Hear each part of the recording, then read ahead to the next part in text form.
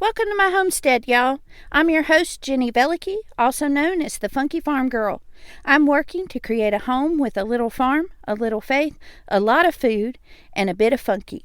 I'm learning all about growing and preserving our food supply, raising chickens and children, and becoming more self-sufficient while leaning hard on Jesus. And I want to take you along for the ride. So grab yourself a cup of something wonderful and let's visit a while.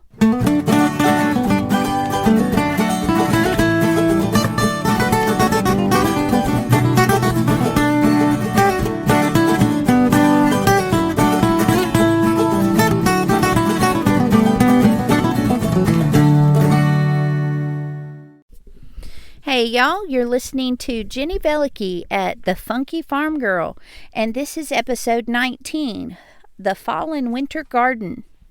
Before we get started, let's talk about what I'm learning this week. And this week I want to talk about not something that I'm learning currently, but something I'm excited about because it's an opportunity to learn that's coming up very soon.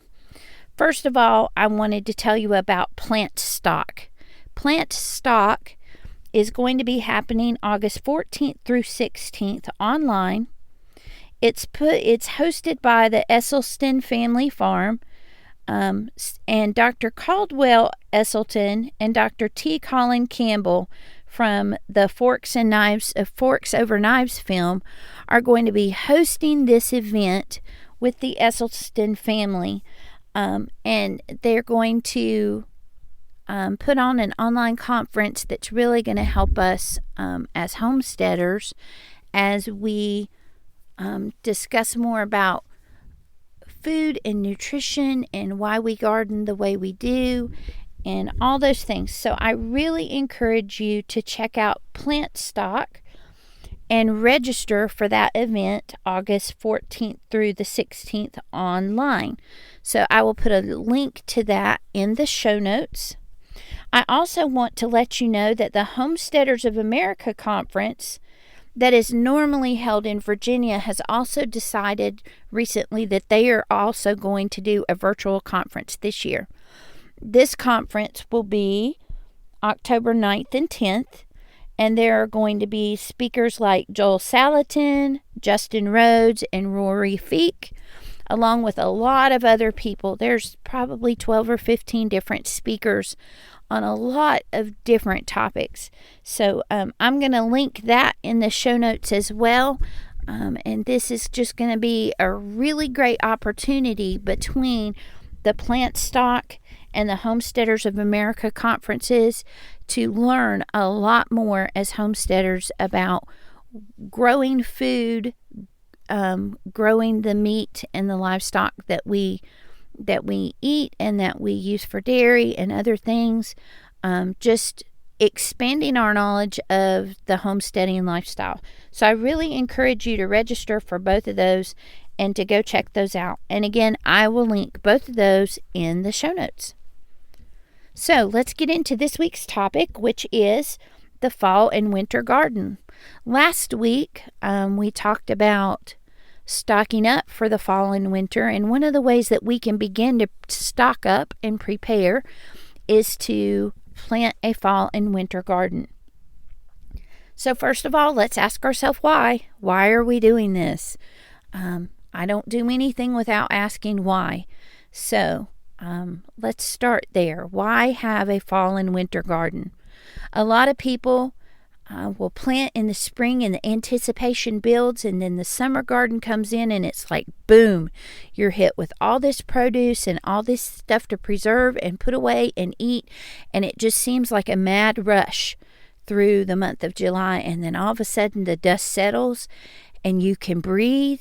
And some people want to be done at that point, and they're like, okay, I'm done, I've had enough until next spring. But others of us really want to continue and start again and do a fall garden. And for those of you who have wondered, why do they do that? Let's talk a little bit about what motivates me in particular to plant a fall and winter garden. First of all, I want to extend my growing season. The more time I have things in the ground, the more stuff I'm producing, the more food I'm growing, the more productive my homestead is. and the lower my grocery bill is as a result. Now, how much fall and winter gardening will extend your season really depends on the zone you are in.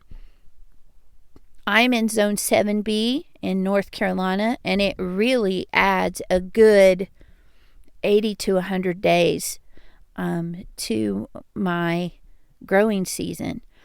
And really, the predicted for my area, the predicted frost is right around the end of October, first frost, but really a lot of things will continue to do well, and we won't get a really, really hard cold freeze usually until December or January. So some things, even if they can tolerate that first light frost, they can keep growing until you hit that first really hard freeze. So it really extends my growing season by quite a lot to do a fall and winter garden. Another great positive of having a fall and winter garden is fewer pests. I did not plant any squash or zucchini in the spring, mainly because I ran out of room. I didn't think that I would run out of room because I'm growing the biggest garden I've ever grown. It's 50 feet long and 10 feet wide, and it seemed humongous to me at the beginning of the season, and now I'm realizing that it's really just a small patch compared to lots of other farms and even to the rest of my yard. And so I quickly ran out of room with all the different things that I had wanted to plant and did not have room for squash and zucchini in the spring. But I'm calling that a happy accident because I'm discovering that through learning and listening from other gardeners. Right now in July and into the August in my zone is the time for squash bugs and vine borers and powdery mildew and all the things that make it miserable to grow squash and zucchini. This is when all of the people who are growing those things begin to bemoan all the pests and disease that take out their crop at this time of year. Growing them in the fall and the winter, by beginning them now, you still have enough time, in my zone at least, to grow another crop of those things. And by then, the escalation of all those pests will be gone. The issues of powdery mildew and things and lack of water because of the heat and all those kinds of things will be much less and much easier to deal with. And it just gives you a higher chance of success, particularly with things like squash and zucchini. And the other thing that makes it great to do a fall and winter garden is that you can give back to your soil through crop rotation. Maybe you plant something that really depletes the soil of nitrogen in the spring, and so then in the fall, in that same place, you can plant something that adds nitrogen back to the soil. Really being aware of how what you plant affects your soil and rotating the things that you plant in that area to replace what was taken by the last thing that was in the ground there. So, now that you know why, now you need to do your own research. What zone are you in? How many days do you have until first frost? And once you know those two things, then you can determine what you can grow. I know that a couple weeks ago when I did this, I was at 88 days until my first frost, which meant basically anything that was 90 days and under was pretty much surefire, and anything that pushed like 100 days, like my pumpkins, was a little bit of a gamble, but it was a risk I was willing to take. So, now let's get into some options. What are some things that you can plant in a fall or a winter garden? First of all, if you have enough time, depending on the days to maturity for the things that you want to plant, what you need to do is look and see how many days until your first frost, figure that out, and then look on the back of the seed packet for the seeds that you have, or look up for the plant how many days to maturity for this type of tomato, how many days to maturity for this type of pumpkin. And once you have those days, then you can figure out how long you have to grow that. Will it have enough time to reach maturity and be harvested before you hit that frost date? So look at things like your tomatoes. Can you do another round of tomatoes? A lot of people will even take the cuttings off of their current tomatoes and start new ones and put those in the ground and have a second round of tomatoes from those. You can also plant squash, and this would include pumpkins. You can plant summer type squash or you can plant winter type squash. And I want to make a distinction here where summer squash does not mean it's only squash that can only be grown in the summer and winter squash can only be grown in the winter. You can grow winter squash in the summer. You can grow summer squash in the fall and winter months. It really is more a determination of summer squash are things that need to be eaten right away or preserved in some way by canning or freezing or something like that. Winter squash are things that can be hardened off and then kept in a cool, dry place like a root cellar over the entire cold winter, and they won't go bad. And so those would be things like your butternut squash and your spaghetti squash, your pumpkins, and things like that. They tend to have a much tougher rind on the outside. And so that's the determination between whether or not it is a summer or winter squash. It doesn't have anything to do with when you grow it. It has to do with when you would eat it. You can also do another round of cucumbers. That's a possibility for me, but it's one I chose not to take. I'm content with the number of cucumbers that we had this year, and I have oodles and oodles of tomatoes that haven't even begun to ripen yet. So I have decided not to grow more of those. You can also do broccoli or cauliflower or cabbage. Those are known as brassicas, and those do well in the cooler months. They don't tend to do very well in hot times. So they're really good springtime crops, so they would also be a really good fall crop. Also leafy greens like spinach, lettuce, kale, collards, mustard greens, turnip greens. Any of those are great to grow in the fall. And they also tend, again, to be good spring crops. I'm going to do a repeat of the beans and peas that I did in the spring. I've planted snow peas and sugar snap peas, mixed beans that are green, yellow, and purple, and also purple whole peas. And then there are the root vegetables.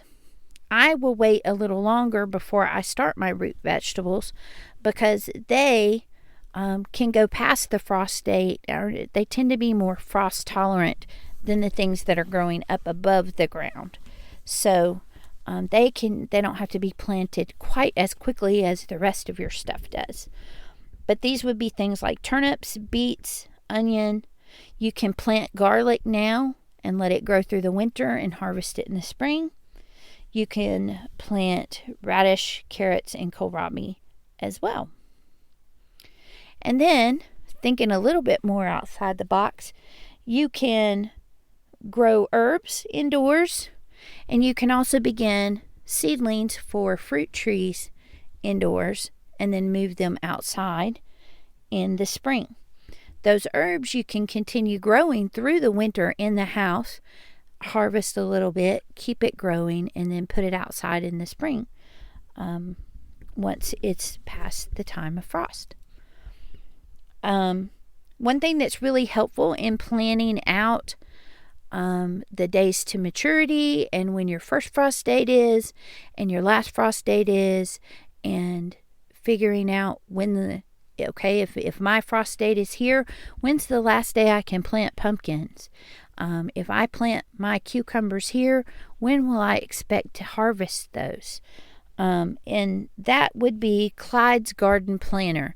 Clyde's Garden Planner has been unbelievably helpful in helping me do my fall garden. I really wish I had had it when I started the spring garden, because I really didn't know how long it would take things to germinate and sprout and produce something. And so I was kind of surprised that some things took off and were producing right away, and other things seemed to sit there for a really long time before they ever did anything. But now that I have that planner, it really makes it a lot more clear to me what's what and what to expect as far as harvest times and germination and producing and things like that. So I really recommend Clyde's Garden Planner. I get that from Baker's Creek Seeds, and I will put a link to it in the show notes. So let's talk about different seed companies that you can go with. First of all, I have decided that I want to, as much as possible, whenever the option is available for me, I want to choose heirloom seeds. I want to choose heirloom crops for my garden, and I want them to be from seed if at all possible. So why am I looking to heirloom seeds? Why am I favoring those? First of all, I like the fact that they are open pollinated. They are naturally pollinated, and they are not something that has been messed with as far as crossing different types with other types. So it's a pure type of tomato or a pure type of cucumber. That it's not a hybrid that's been cross-pollinated and made to be something else. And because of that, it produces seeds that are true to type.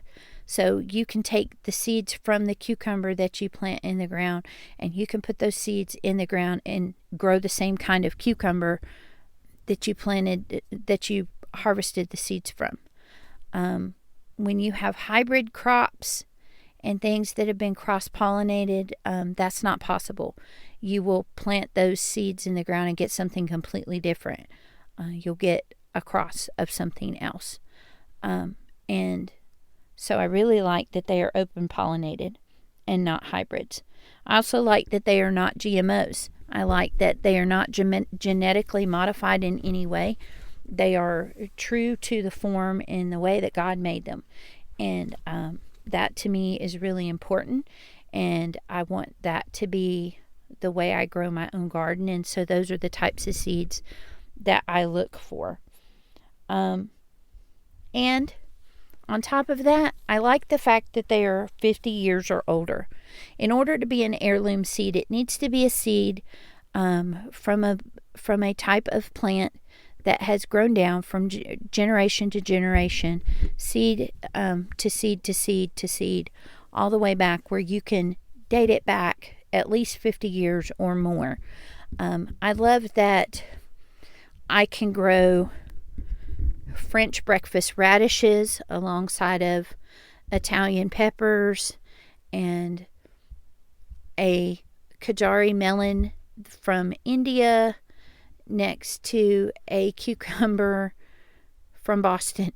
You know, it's amazing to me all the different places around the world and the unusual produce that comes from those places and how it's been grown that way for generations. And it also will give you variety that you just don't get anywhere else.